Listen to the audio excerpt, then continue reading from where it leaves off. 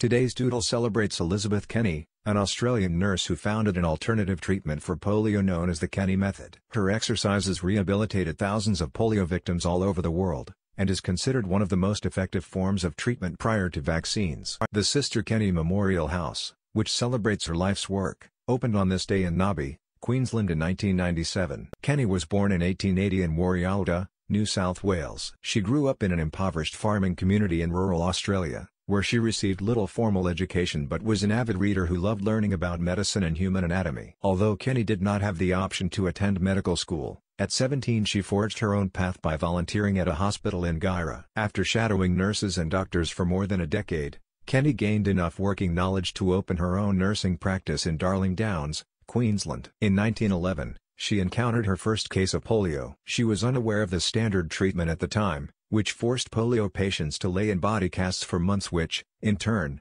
caused muscle atrophy. This caused many polio victims to become permanently paralyzed. With her fresh perspective, Kenny realized the affected muscles were stiff, not permanently damaged. So she healed her patients by applying hot, wet compresses to the affected limbs, before having them perform gradual muscle strengthening exercises. To the surprise of the medical community, her method worked.